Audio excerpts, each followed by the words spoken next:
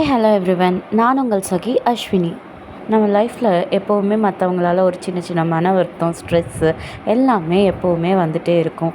அப்படி இருக்கும்போது நம்ம அந்த ஸ்ட்ரெஸ் ரிலீவ் பண்ணுறதுக்கு நான் யூஸ்வலி என்ன பண்ணுவேன்னா, ஷாப்பிங் போவேன், இல்லை நல்லா ஃபுட் ஆர்டர் பண்ணி சாப்பிடுவேன், இல்லை இந்த மாதிரி மாலில் போய் கேம்ஸ் விளையாடுவோம்.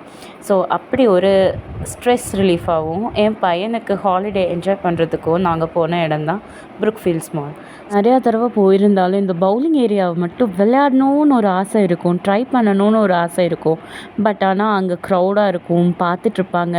இல்லை நமக்கு தெரியாத கேம் விளையாண்டு சரியான பல்ப் வாங்கிட்டா என்ன பண்ணுறதுன்னு சொல்லிட்டு ட்ரை பண்ணாமலே வந்துடுவோம். ஆனால் இன்றைக்கி நாங்கள் என்ன பண்ணோன்னா, சரி எவ்வளவோ பார்த்துட்டோம், இதை பார்க்க மாட்டோமா அப்படிங்கிற மாதிரி இந்த பவுலிங்கையும் ட்ரை பண்ணலான்னு ஃபேமிலியோடு போய் உள்ளே உட்காந்துக்கிட்டோம். ஃபர்ஸ்ட் ஃபியூ டைம்ஸ் நல்லா ஒரு பல்பும் வாங்கினோங்க.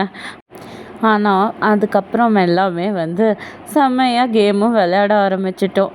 அடடே, இதுக்காக தான் நம்ம இவ்வளோ நாள் ட்ரை பண்ணாமல் இருந்தோமா அப்படிங்கிற மாதிரி ஆயிடுச்சு.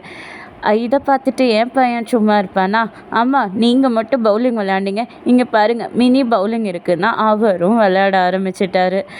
இப்படி தாங்க நம்ம லைஃப்பில் இது பண்ண முடியுமா, முடியாதா, பண்ணலாமா, வேணாமான்னு யோசிச்சு டைம் போயிடும்.